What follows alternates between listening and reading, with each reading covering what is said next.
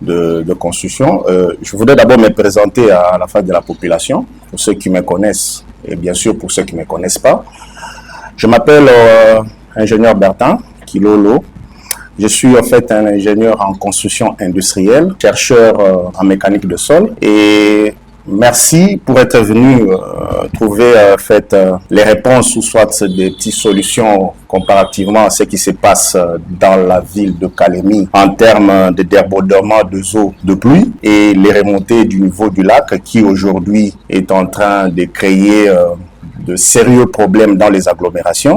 Je pense que cette question est à plusieurs volets et c'est une question vraiment extrêmement trop vaste. Mais nous allons les synthétiser en deux phases qui, de l'autre part, on parle de débordements de eaux de pluie qui ont certainement ces problèmes ou soit ces conséquences. Et de l'autre côté, nous avons les remontées du niveau des lacs. D'énumérer, bien sûr, les pistes de solutions. Nous allons d'abord commencer par les causes, bien sûr, qui favorisent ces inondations-là, qui favorisent, bien sûr, ces débordements de eaux de pluie. Pour le cas qui concerne les débordements de eaux de pluie, je pense que nous avons des paramètres qui nous amènent à énumérer ces causes-là. Je peux les énumérer. Actuellement, la ville de Kalemi connaît des sérieux problèmes d'urbanisation. Et vous savez, avant d'urbaniser, avant de lotir une entité, il doit y avoir une étude au préalable. Et aujourd'hui, la ville de Kalemi a hérité d'une ville à l'époque qui était une ville rurale. Et bien sûr, actuellement, elle est devenue une ville urbaine qui, à l'époque, l'urbanisation se faisait d'une manière aléatoire et tout ça. Et je crois après la structuration administrative aussi, est arrivé aujourd'hui, nous avons une ville urbaine. Mais il se peut qu'il y a un sérieux problème à ces niveaux-là sur l'urbanisation qui fait à ce que dans l'octroi ou soit dans l'urbanisation des entités, on n'arrive pas à respecter certaines conditions. Et aujourd'hui, les conséquences sont visibles et sont néfastes. Et quand il y a la pluie et les eaux ne savent pas où aller, les eaux, vous retrouvez, il y a des avenues rétrécies.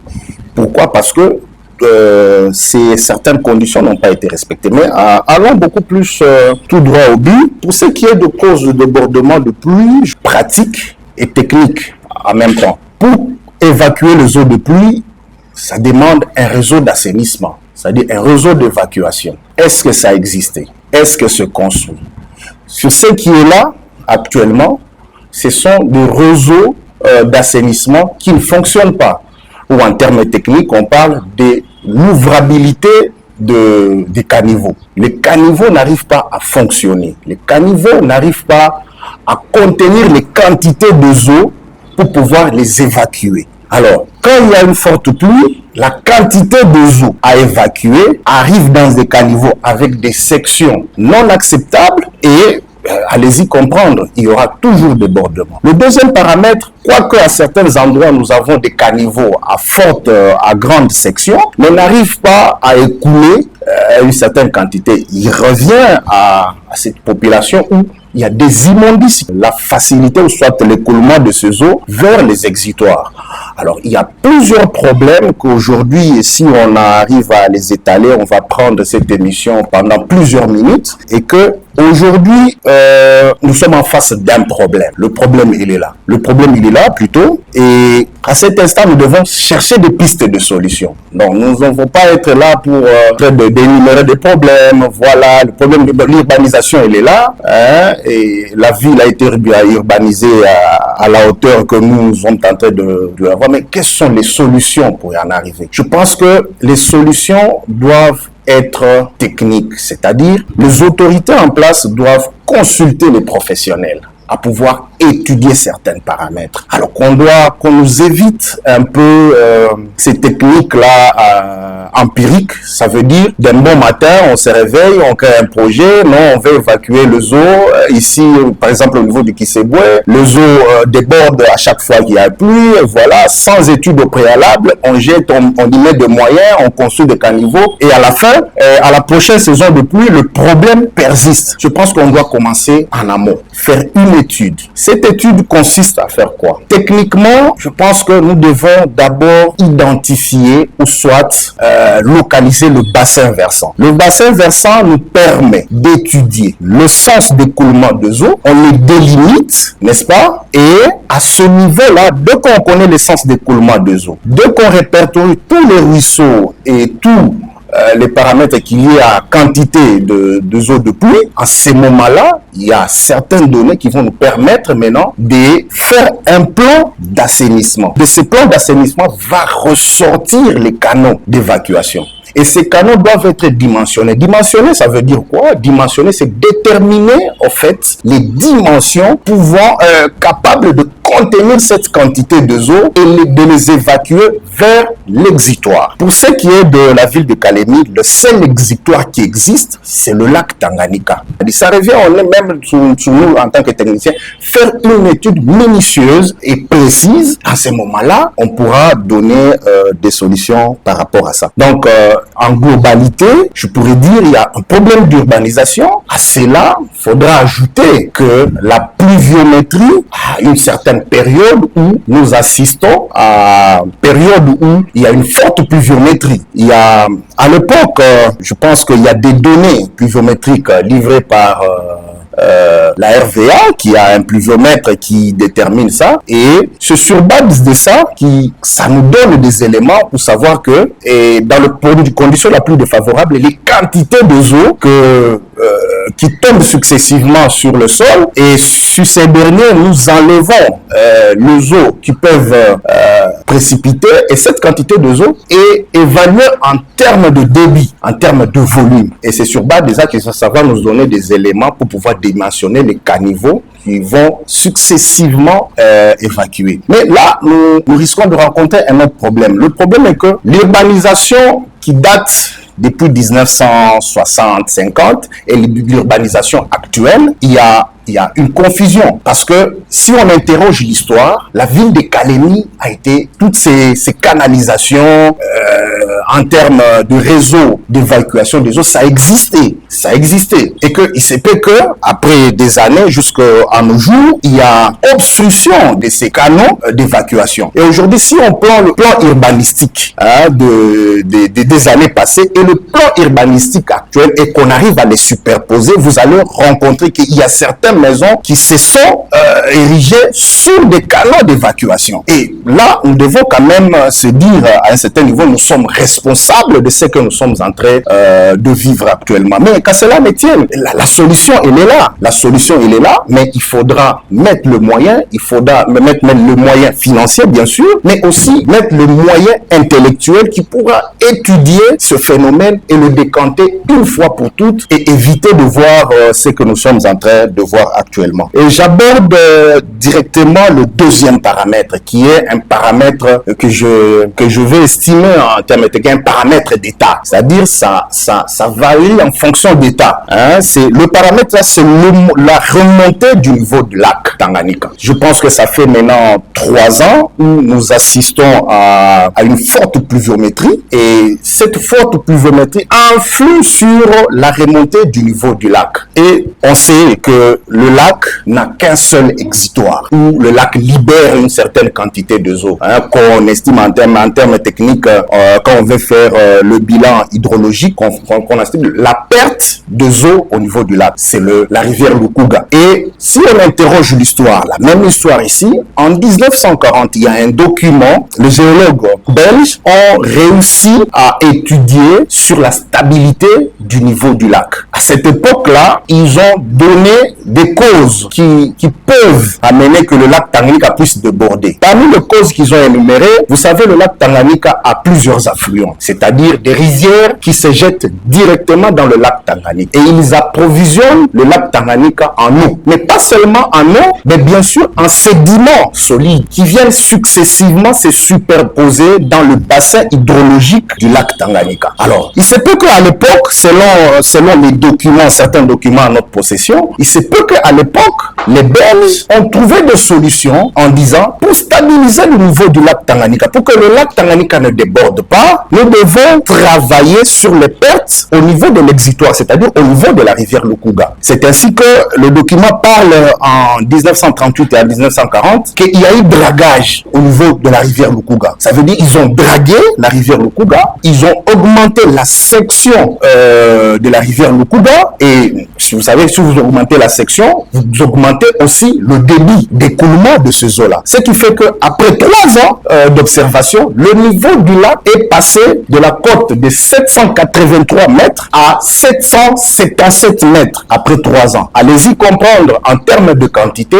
On sait bien que le lac Tanganyika mesure en longueur 650 km et en largeur qui est dans la fourchette de entre 40 et 80 km de largeur. Allez-y comprendre en termes de superficie totale du bassin du lac, ça s'évalue à 240 000 km². Alors vous imaginez, dans le 32 600 occupés par le lac lui-même, il y a 123 000 pour le bassin versant qui ça occupe cet espace. Et l'autre quantité là, c'est au niveau des écoulements. Ça, c'est en termes techniques.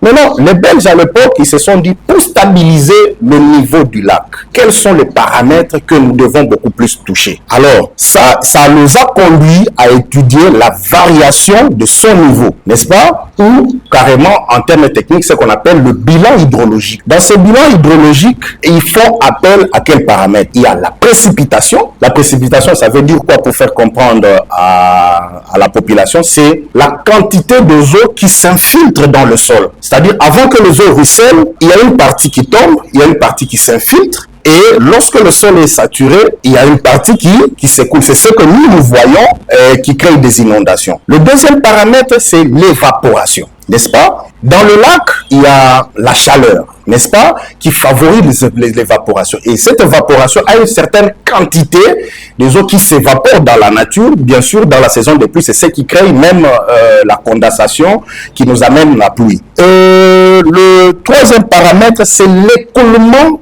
direct de eau vers le lac. Et le quatrième paramètre, c'est la perte au niveau de l'exutoire. Alors, parmi les 4 paramètres, qu'est-ce que nous devons étudier pour maintenir la stabilité du niveau du lac? C'est au niveau de la perte, au niveau de l'exutoire. Et je vous ai parlé tout à l'heure là, l'exutoire, c'est la rivière Lukuga. C'est à ce niveau où nous devons réguler, nous devons modifier ces paramètres, c'est-à-dire augmenter le débit de coulement à ce niveau pour permettre à ce que le niveau du lac puisse rester stable à certains. Parce que déjà, l'évaporation, modifier, on ne peut pas modifier. L'évaporation, on ne peut pas aller le modifier. Ça dépend de la quantité de chaleur et tout ça. La précipitation, c'est un paramètre à laquelle on ne peut pas aller le toucher pour dire que non, augmentons la précipitation pour faire au niveau du bilan hydraulique qui est stabilité. Non. Le seul paramètre, c'est la perte au niveau de l'exutoire, c'est-à-dire l'écoulement, la quantité de eau que Lukuga peut libérer, afin que même si il y a l'écoulement des eaux directes qui va vers le lac, n'est-ce pas, et que au niveau de Lukuga libère aussi une certaine quantité. Mais malheureusement, après des années, après le dragage qui a eu lieu en 1940, jusqu'à aujourd'hui, il n'y a jamais eu de dragage de la rivière Lukuga. Jamais.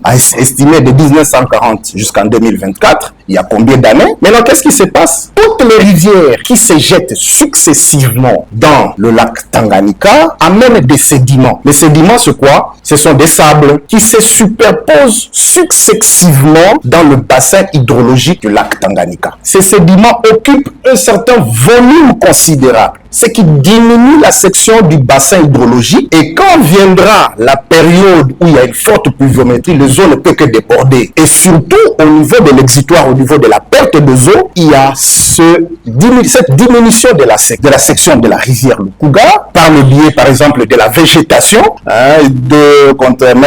Deux géomètres, 3 géomètres se réveillent d'un bon matin, il y a des mandes de terre, alors se lancent dans un terrain avec des matériels pas adéquats, alors urbanisent et coupent des parcelles, et aussi nous-mêmes la population, Vous imaginez, on vous donne une parcelle, vous voulez aller au-delà. Il y a toujours ces débordements, que ce soit au niveau des services attitrés pour la distribution des parcelles, que ce soit aussi à nous, la population, on n'arrive pas à être satisfait, on veut aller au-delà. Donc je pense que au niveau de la remontée du niveau de lac, nous devons envisager cette optique-là, draguer la rivière Lukuga, afin d'augmenter sa section, afin d'augmenter ses quantités des eaux en termes de débit. Et aussi, au niveau du débordement des eaux de pluie, je pense que nous devons étudier un nouveau réseau d'assainissement, un nouveau réseau d'évacuation. C'est-à-dire consulter les professionnels hydrologiques en termes de la délimitation du bassin versant. Je pense que ces études-là doivent être actualisées par rapport à la situation actuelle. Vous savez, avec le réchauffement climatique, il y a perturbation de l'écosystème, où il y a les fortes pluies pendant des saisons qu'on n'assistait pas à l'époque, qui arrivent à un certain moment, les quantités les eaux de ruissellement qu'on avait à l'époque n'est plus les mêmes. C'est-à-dire, ces études-là doivent être faites minutieusement, étudier l'urbanisation, étudier les dimensionnements des canaux d'évacuation. Je pense que c'est sur base de ça qu'on va ressortir maintenant un budget qu'on pouvait peut-être soumettre aux autorités provinciales, qui pourra aller palier par palier, tout en sachant qu'en amont, voici le problème, voici les solutions. Si ça dépasse au niveau budgétaire, que ça demande de gros moyens, bien sûr, ne vous en faites pas, ça va demander des gros moyens. Et en tant que technicien, nous pouvons constituer des bureaux d'études. Moi-même, personnellement, je suis natif de Calémie. Je suis né à Calémie, grandi ici. Je connais toutes les entités. Je pense que nous sommes des techniciens. Il y a des gens capables dans cette province ici. C'est inutile d'aller à gauche, à droite, aller chercher, je ne sais pas, des Chinois, aller chercher des Espagnols pour venir résoudre ce problème. Alors que ici, localement, nous pouvons avoir des techniciens. Il suffit seulement de leur donner les moyens. Et si ces moyens sont disponibles et un suivi vraiment très rigoureux et très permanent, je pense qu'un bon travail pourra être fait et ressortir vraiment les solutions pour pouvoir résoudre ce problème d'inondation qui aujourd'hui, ça fait mal en plein centre-ville de Calémie, où on assiste, même s'il n'y a pas de pluie, il y a des inondations, la population ne savent pas passer, des entités comme le quartier d'Ave, où les gens sont censés déménager pendant la saison de pluie, allez-y comprendre. Fait mal en tant que technicien, nous avons des pistes de solutions, mais on n'arrive pas à dénicher ces valeurs-là qui peuvent permettre d'appuyer la province, d'appuyer les autorités en termes techniques, en termes des idées, pour pouvoir ressortir, qu'il n'y ait pas trop toujours la population qui pointe cette main. C'est à ce niveau de grands décideurs de pouvoir revenir aux professionnels, de pouvoir étudier ces milieux, de pouvoir actualiser par rapport aux réalités, tout ce que je viens d'énumérer ici, et de mettre en compte ces théories. Et sur base de ces théories, nous pouvons établir un plan d'exécution convenable et résoudre une fois pour toutes. Au lieu de faire de bricolage qu'on a l'habitude de le faire, et le lendemain, l'État dépense ses moyens, et au finish, la prochaine saison de pluie, les problèmes persistent. C'est pas normal, 3 ou 4 fois, et si on évalue le coût, c'est une perte, c'est un manque à gagner. Mais là, on doit étudier d'une manière permanente et efficace. Je pense que de rôder tout autour de problèmes et de pistes de solutions, de réponses à ces questions, quand on descend sur le terrain, quand on sait déterminer, quand on sait faire une étude, et je pense qu'on aura peut-être des chiffres bien précis, que ce soit des chiffres au niveau technique, que ce soit des chiffres au niveau financier, qui pourront à un certain moment être soumis au niveau des autorités et nous enlever, nous éviter ce que nous sommes en train d'assister actuellement. C'est bien triste pour un grand pays comme la République démocratique du Congo, province ici, qui jadis redorait une très bonne image avec le lac Tanganyika, avec ses infrastructures. Je pense que j'ai réussi à donner, j'avais accordé à notre personne pour pouvoir expliciter bien sûr tous ces phénomènes liés au débordement des eaux. Voilà, je vous remercie et je remercie la chaîne pour cette initiative, et nous vous encourageons d'aller toujours chercher des informations auprès des gens qui connaissent en la matière pour pouvoir récolter en fait de vraies données. En tout cas, vous êtes la bienvenue à la prochaine. S'il y a d'autres questions, s'il y a d'autres propositions, nous sommes ouverts, nous sommes là. Et l'expertise tanganyikaise est là, ça ne sert à rien d'aller chercher ailleurs. Et bien sûr, nous sommes dans cette province installée ici pour le bien de la population du Tanganyika.